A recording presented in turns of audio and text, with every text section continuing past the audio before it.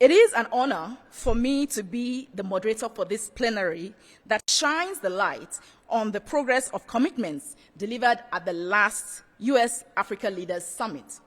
Today's plenary session will feature a fireside chat with Judd Devermond, the Special Assistant to the President of the United States and Senior Director of African Affairs at the National Security Council.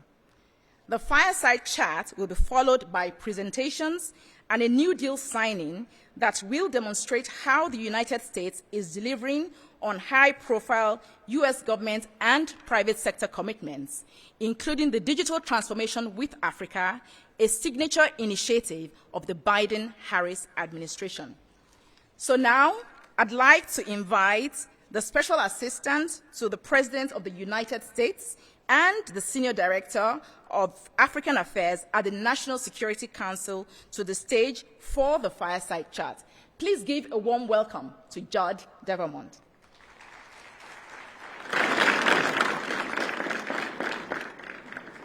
So welcome. It's a real honor to be moderating this chat with you today. And it is pertinent to also know that Judd was the architect of the U.S. strategy towards sub-Saharan Africa 2022. And I know you will talk a little bit more about that, but I wanted to then just go in and ask you, a few things about the last Africa Leadership Summit that was held. It's been about 6 months, and we have seen some of the numbers.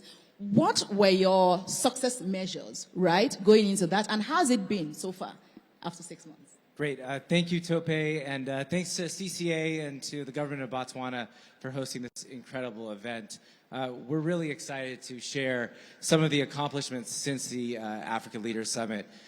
For those of you who were there or who read the coverage, you know that President Biden said that we are all in on Africa, and I'm delighted to tell you that we are delivering on that promise. That means record-level, high-level engagement, serious, big investments in the continent, a range of new programs, and of course we have been at the forefront ensuring that Africans have a seat at the table at all of the major international organizations.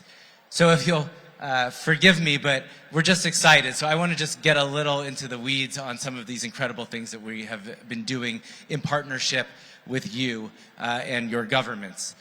So first on engagements, we have had 9 cabinet-level or principal-level trips to the continent since January. And that includes the Vice President, the First Lady, Secretary Blinken, Secretary Yellen, Secretary Austin, a lot of secretaries, Ambassador Linda Thomas-Greenfield, Administrator Power. Some of our leaders have actually now gone twice in this first half of the year. And we've got plenty more to come. Ambassador Tai, who is the U.S. Trade Representative, is coming this month to the continent. We know that the U.S. Export-Import Bank Chairman, Ria Jo Lewis, will be coming. And then, of course, President Biden has made a commitment to visit the continent this year.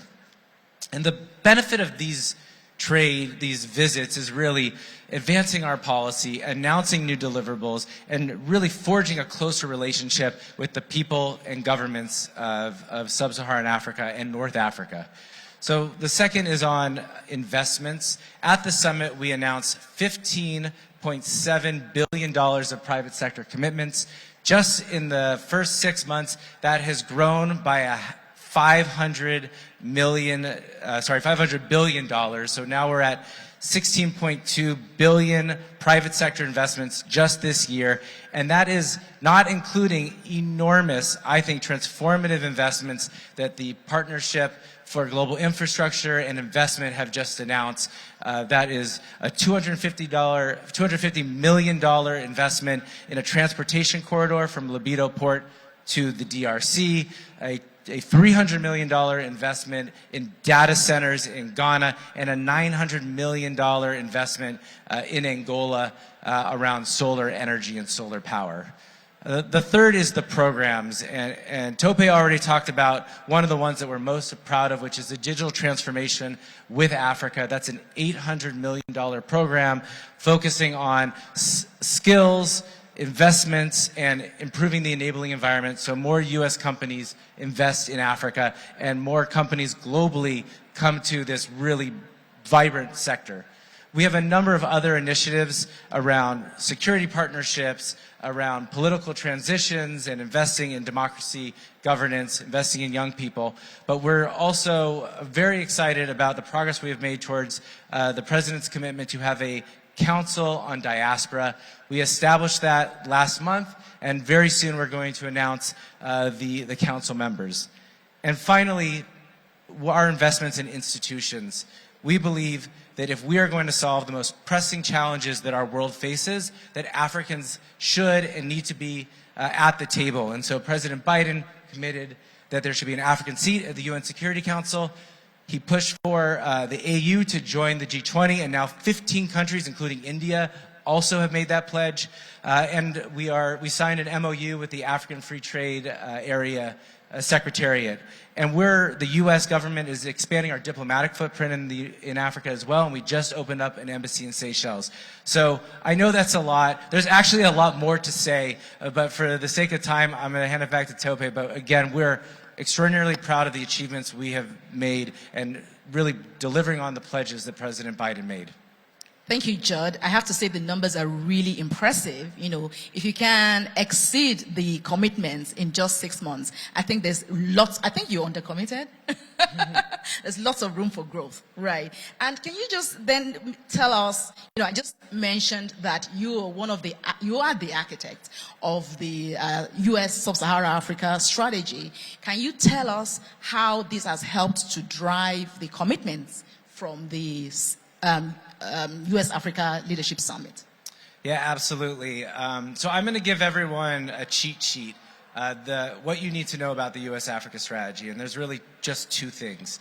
First of all, we have a conviction that Africa plays a major role in addressing the most pressing and defining challenges of this era.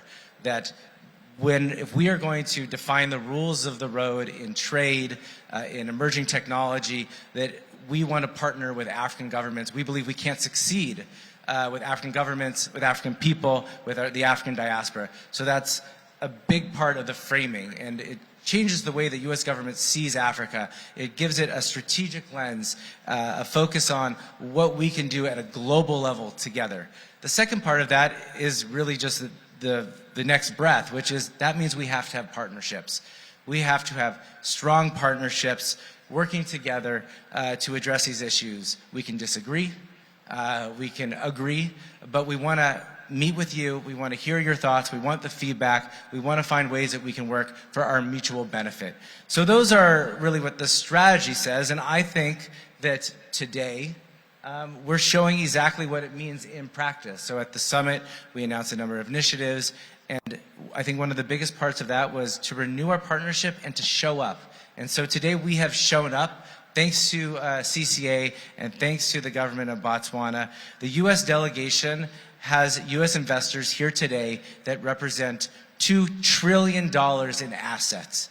That's an extraordinary show of our commitment to invest in Africa and our readiness to partner. The other thing that we are doing today, Tope, is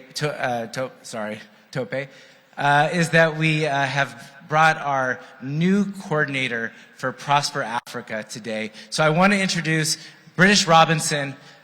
She's right there. She can wave.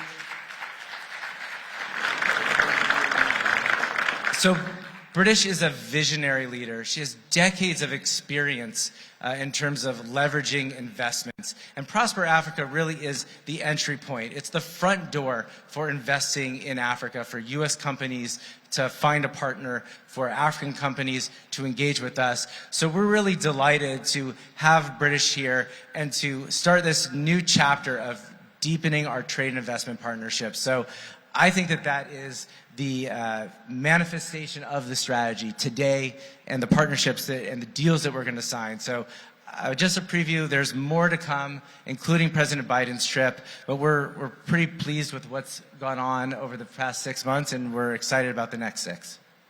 Very, very excited as well from everything you have said. There's definitely a lot more to come. And I'm sure a number of the private sector in the room are all rooting for more, because they gave me a question for you, actually. And this is really to understand, from your end, seeing from everything you've said now, the government is working with Africa a lot more closely at the policy level, at implementation level, so it's really great. Now, our members of the private sector would like to know, how can they play a role in that? How can they be a part of that?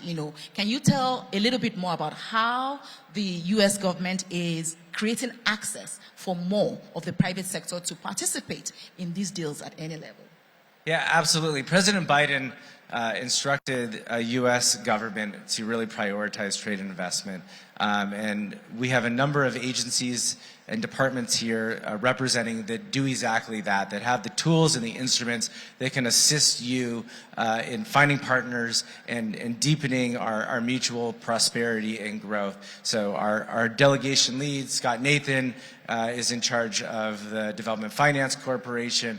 We have members from across the U.S. government who this is their day in, day out job, and their sole focus is to increase trade and investment around the world, but specifically with Africa. But again, British Robinson and Prosper Africa is, I think, the easiest way that you can figure out who you need to partner with and what we offer. So I hope that you're going to make a beeline to British and figure out how you work with her, because that is why Prosper Africa was set up. And I hope that we have a number of leads that come out of today's engagement, a number of signings that come out of today's engagement, a number of interests expressed. So thank you.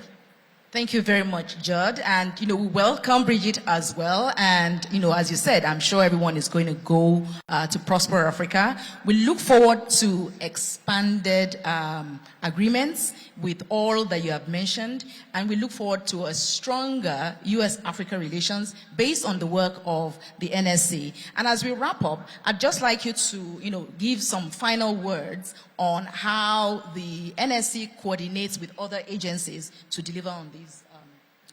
Sure. The National Security Council is essentially set up to coordinate U.S.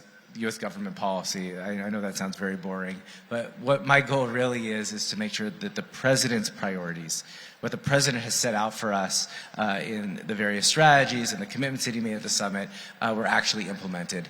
And the President is very focused on this. When I brief him, he says, who do I hold accountable if this doesn't happen? So I'm on the hook. My colleagues in the U.S. government are on the hook. But what our job is to really drive a new partnership that's built for purpose for the 21st century, increase trade and investment, ensure that African voices, insights, perspectives are at the table as we make important decisions about the future of our world. And so that's my job at a very high level. I won't bore you with it at what's at a very low level. Thank you so much, Judd, for a very informative and engaging session on the U.S.-Africa trade relations. And that brings an end to one of the plenaries that are taking place here. I think the key thing to look forward to is obviously what the deal room contains. Good afternoon, everyone. I'm delighted to be here on behalf of the U.S. International Development Finance Corporation, and I'm very proud to be speaking about an innovative and impactful investment that DFC has made in partnership with USAID, Bank of America, and a number of institutional investors from the United States and elsewhere. So as many of you know from your work in Africa, there is a dearth of affordable housing in many countries on the continent. And DFC, together with USAID and Bank of America, has supported a $260 million equivalent bond guarantee for affordable housing in West Africa. The transaction essentially solves the development challenge of the lack of affordable housing in countries in the West Africa Economic and Monetary Union. And in the Monetary Union, there are approximately 110 million people, of which 60% are estimated to lack access to affordable housing. This is astounding, especially coming from the United States, where there's such a robust mortgage market. And the numbers are really truly inspiring in terms of the need to act. It's estimated that only 2% of households in the West Africa Economic and Monetary Union countries are able to access the mortgages they need every year. So clearly there's a huge unmet need. In partnership with USAID, DFC guaranteed a 17-year bond that was denominated in euros and issued in the United States, providing a Togo-headquartered business, CRRH, which stands for Caisse Régionale de Refinancement Hypothécaire, apologies to French speakers in the audience, or CRRH. And by doing so, we allowed this Togo-based business to access long-term sustainable financing at affordable rates, and we were able to partner with U.S.-based bank, Bank of America, for placing these bonds with U.S. institutional investors. We're very proud of the work that we were able to do, and in addition to the bond that DFC guaranteed, the Togo-based business, CRRH, also did a parallel issuance in CFA franc the equivalent of 60 million US dollars. So that was a great way of also deepening capital markets. We're very proud of this transaction, and I will turn it over to Tony Griffith from Bank of America to speak a bit more about their involvement. We were very pleased and honored to be a part of this financing. Bank of America wanted to help DFC, but it was really the work of DFC stepping in and willing to guarantee this financing that helped us get a AA1 rating and get very attractive rates for the organization, CRH. Once again, I want to thank everyone who was involved with that transaction, but certainly the hard work that it took for the team to get this done is a testament of everyone. And more importantly, this is something we want to do across Africa. This model works, and we'd like to see it done in various countries across Africa. So thank you so much.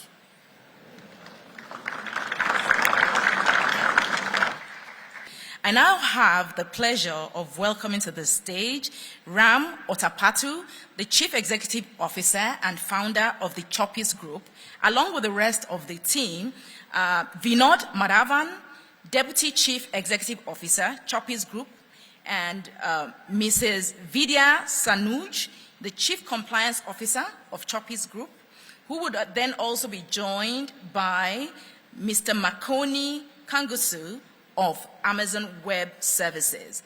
As they walk up the stage, I'll tell you a little bit more about the program.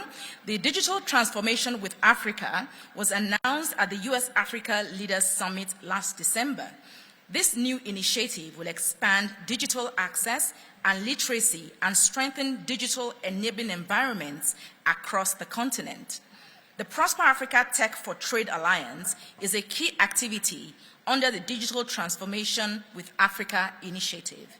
This alliance of U.S. and African tech companies aims to accelerate e-commerce and digital trade in Africa and address legal, regulatory, and logistical bottlenecks. And the new partnership was formed under the alliance when Prosper Africa connected Amazon Web Services with Choppies, a Botswana-based grocer, to support deployment of a new farm app that matches a local farmers and their supply of produce directly to the grocery store buyer.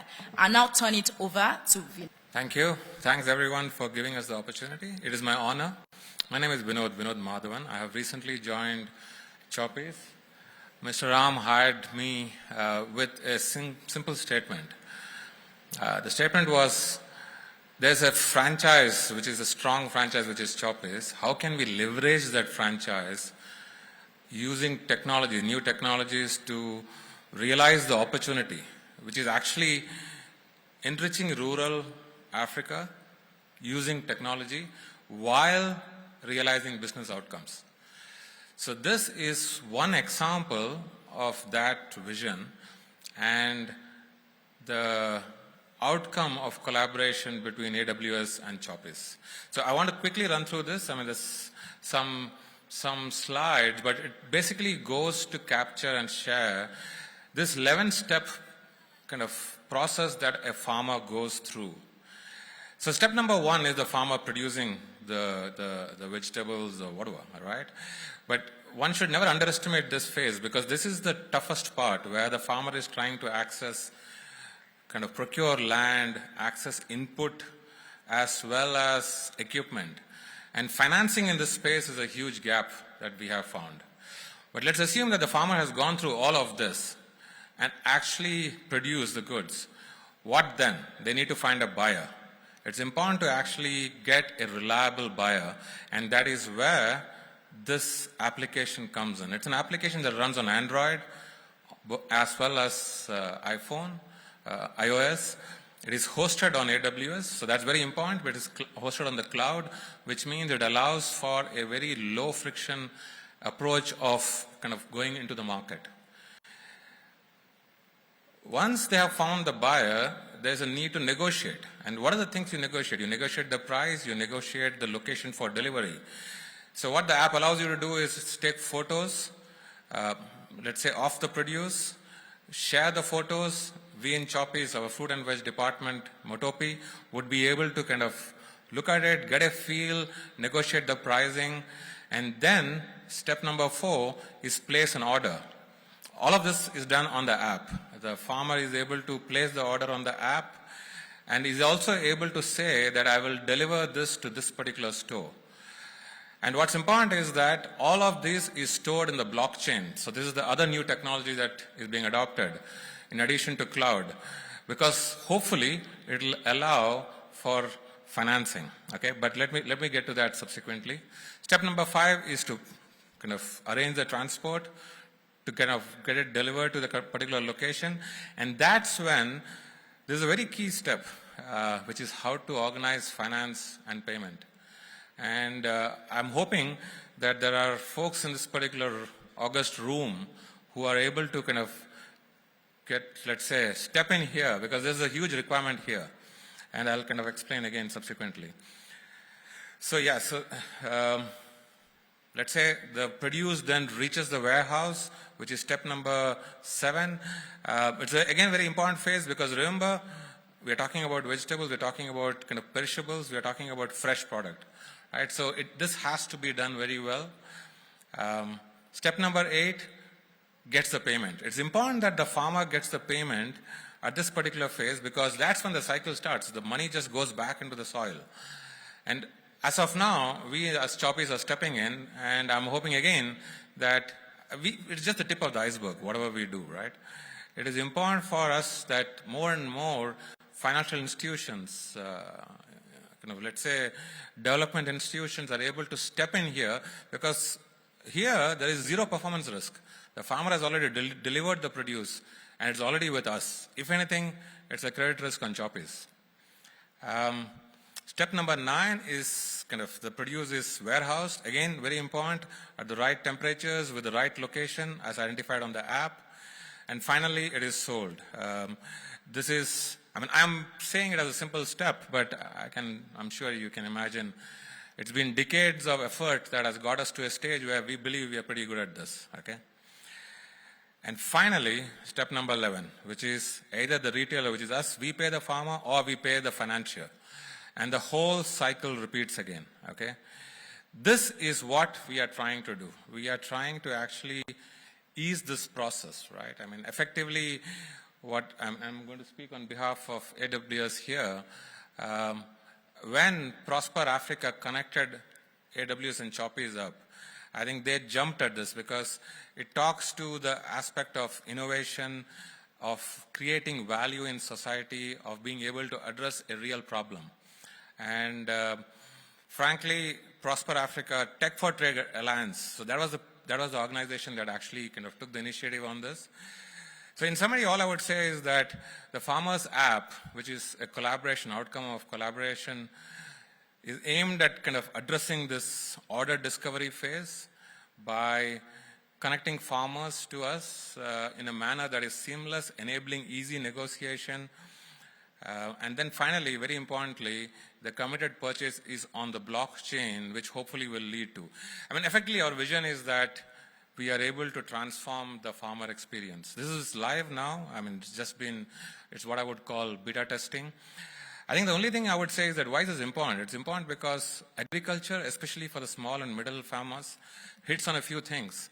there is a social objective, right? Because it's poverty. I mean, we know in Botswana, for example, agriculture is, I think, 2 to 3% of GDP, but actually 25% of employment.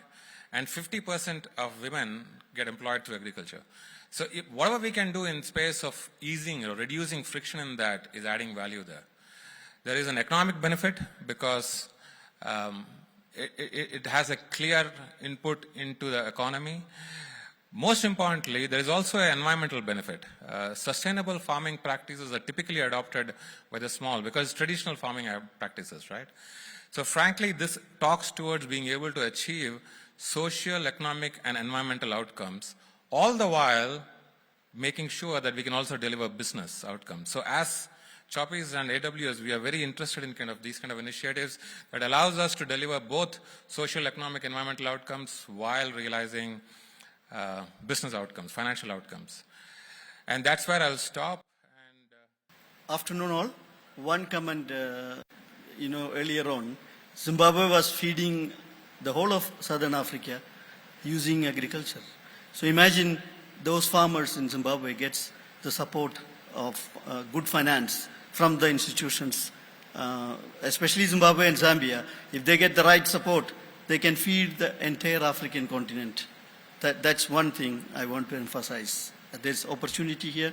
We can alleviate poverty by not spending hundreds of billions of dollars. Maybe a few $1 billion will change the fortune and the poverty, they eliminate the poverty in the continent, at least in the sub-Saharan continent. That's what I would like to say. Thank you.